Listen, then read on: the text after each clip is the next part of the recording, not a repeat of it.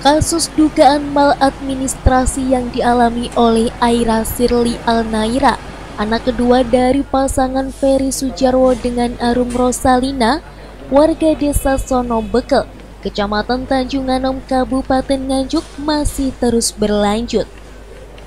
Tim kuasa hukum orang tua korban telah mendatangi RSUD Nganjuk untuk mengirimkan somasi dan klarifikasi. Atas kejadian ini, tim kuasa hukum akan menggugat RSUD Nganjuk secara perdata dengan pasal 1365 Kitab Undang-Undang Hukum Perdata tentang perbuatan melawan hukum yang mengakibatkan korban mengalami kerugian. Selain mengarah dalam pelanggaran hukum perdata, tim kuasa hukum juga mengidentifikasi pelanggaran hukum pidana sesuai pasal 277 KUHP tentang perbuatan yang sengaja menggelapkan asal-usul seseorang dengan ancaman hukuman 6 tahun penjara. Prayogo Laksono, kuasa hukum Ferry Sujarwo dan Arum Rosalina menjelaskan tuntutan dalam kasus dugaan maladministrasi terhadap RSUD Nganjuk telah memiliki bukti yang kuat untuk diproses secara hukum.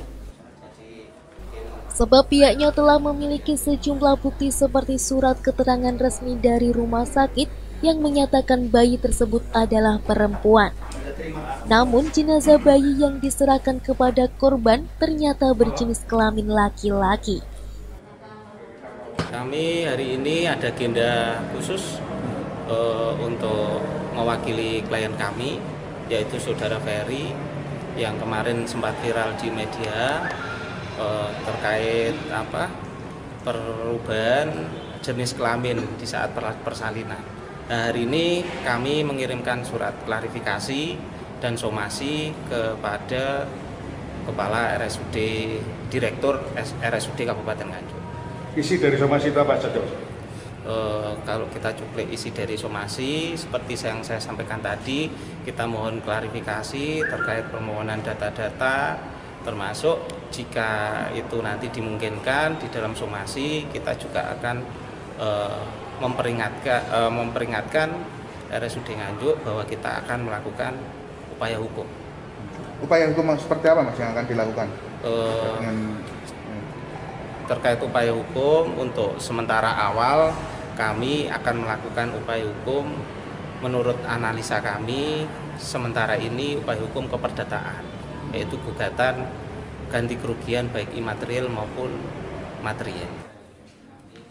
Sementara itu, Eko Santoso, Humas RSUD Nganjuk mengaku akan berkoordinasi dengan manajemen rumah sakit terkait somasi dan klarifikasi yang dikirimkan kuasa hukum Ferry Sujarwo dan Arum Rosalina. Hingga saat ini pihaknya masih menunggu hasil dari tim investigasi internal dalam kasus dugaan maladministrasi yang terjadi kepada korban. Kita setelah menerima dari kuasa hukumnya Mas Ferry, tentu kita pelajari. Jadi nunggu nanti kita mempelajari dulu. Apa yang akan dipersiapkan? Ya, standar aja ya, kita mempersiapkan itu tadi untuk tim investigasi di rumah sakit internal. Jadi persiapannya hanya itu. Pak, mau tanya terkait dengan jenazah pada saat itu pulangnya itu dibawa sendiri atau difasilitasi ambulan dari RSUD? Nah itu saya belum mendengar soal itu, yang kita cari. SOP-nya sebenarnya seperti apa Pak terkait dengan penanganan jenazah? Akan kita lihat SOP-nya gimana. Nggak, maksudnya SOP-nya seperti apa yang seharusnya diambil? Akan saya cek dulu SOP-nya gimana gitu. Pak, kalau dari hasil sementara investigasi selama ini apa Pak? Ya belum bisa kita, karena masih berjalan ini timnya investigasi internal. Sebelumnya kasus dugaan maladministrasi ini berawal saat pasangan suami istri Ferry Sujarwo dan Arum Rosalina telah melahirkan anak keduanya di RSUD Nganjuk beberapa waktu yang lalu. Pihak RSUD telah menyatakan bayi yang baru lahir tersebut berjenis kelamin perempuan. Kabar ini pun diperkuat dengan surat keterangan kelahiran secara resmi dari rumah sakit. Namun setelah kondisi bayi kritis hingga meninggal dunia, jenazah bayi yang diserahkan oleh pihak rumah sakit ternyata adalah laki-laki. Atas kejadian ini, kedua orang tua merasa tak terima dan meminta pertanggungjawaban dari RSUD Nganjuk.